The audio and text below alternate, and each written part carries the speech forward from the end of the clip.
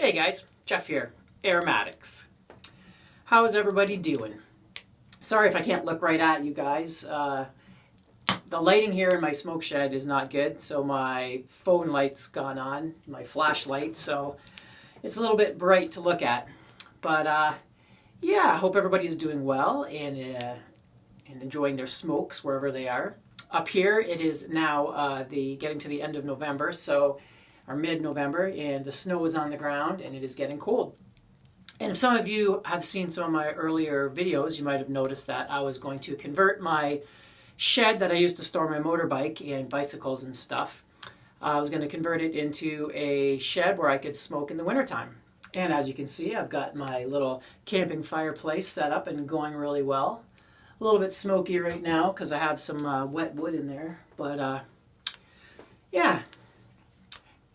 Little housekeeping. I am smoking my little no-name author pipe, and in it I'm smoking a classic Codger Burley blend, and that is half and half.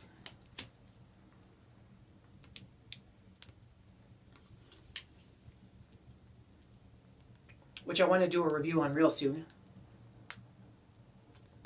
because this is I'm really enjoying it. It's probably one of the, it's been ripped apart quite a bit by other smokers out there, but there's those people that just love it, and I'm really surprised. Stay tuned for a review on it.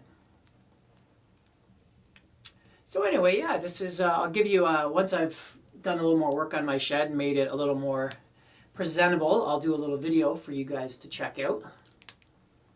But right now, it's at least usable. I've got a little table here, and I've got two chairs, one for me and one for a guest, or Hello Kitty Piper.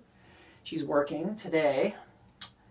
And I got to get some more dried wood for it, and but so far so good. I got a couple of hooks to put up so I can hang up my jackets, and the thing I have to work on the most right now, though, is I need to get a better mic, probably, because the sound... the acoustics in here probably aren't great for doing videos.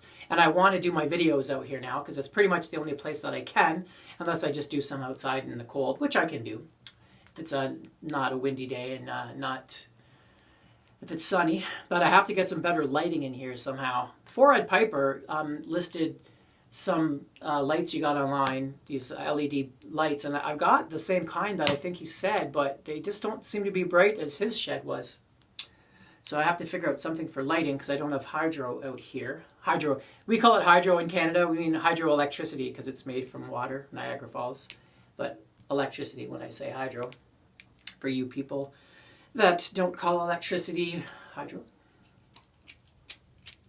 Same as we call our donuts, like the donut holes, we call them Timbits here in Canada because that's most of the time when you get a donut hole, it's from Tim Hortons and they call them Timbits.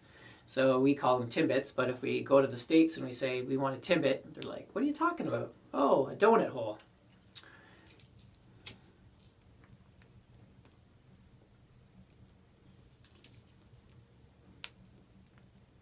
That'd be a good topic, is lost in translations.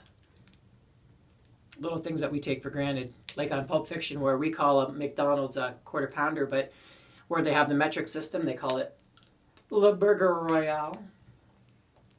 This isn't staying lit. The filter I have in this is just way too tight. Sometimes the 6mm filters are really, got a really tight draw, and in this pipe it's extra tight.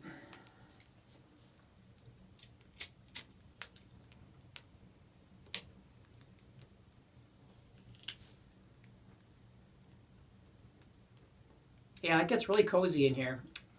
Although I still have a little bit of, I want to insulate some of it a little bit. Some more work. I got to do some insulation. I've got to put up my hooks, get some better lighting, and I've got to adjust the stove a little bit. It's a little bit too high. I'm trying to find some more piping so I can go up a little higher so I can lower it a bit, because you have to be so many feet away from the roof of your shed to be safe. Yeah, this is definitely not as fancy as something like what Bean's 316 has. 316? And Four-Eyed Piper, but it's a work in progress. Next year, I'd like to put a couple windows in so that in the wintertime I'll have some sunlight during the day. I can come out here in the morning and have a quick smoke and a coffee. Right now it's at night.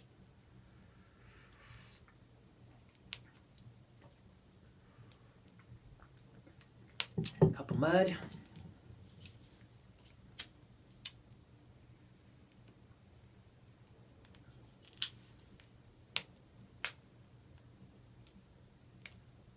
Yeah, I'm really enjoying this half and half. I'm really surprised.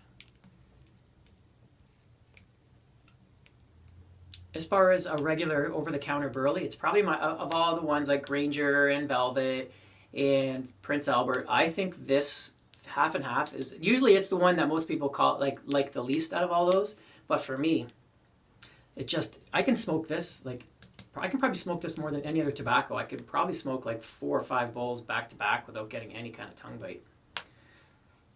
So I really like that. I don't want to say too much because I don't want to spoil my review when I do it. I also have another review coming up that I really want to do.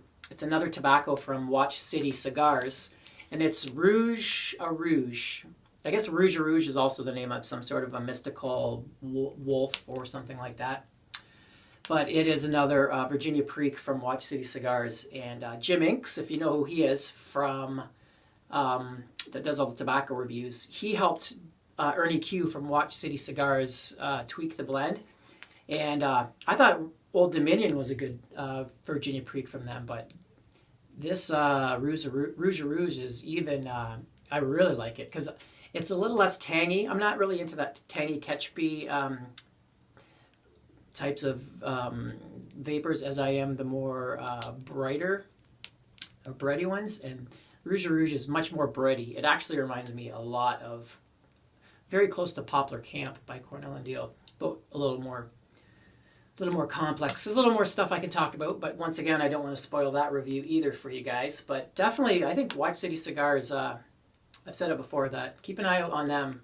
They're starting to get sold out on a lot of their popular tobaccos, especially the straight red Virginia. I haven't been able to get any of that yet. I'm trying to remember what it's called. Simply Red is what it's called. It's another one that I want to get a hold of. But yeah. And Hello Kitty Piper's been meaning to come out and visit, but she just hasn't had a chance. We just haven't been able to time it good enough to do a video. I think our next video, what we want to do is our top 5 aromatics plus a few other. It'll be top 5 aromatics plus a few extra aromatics that are for people that have a hard time tasting aromatics. Like when I first started smoking, I found that my palate wasn't ready yet, so a lot of the weaker aromatics were either you puff too hard to get any taste, so you get tongue bite.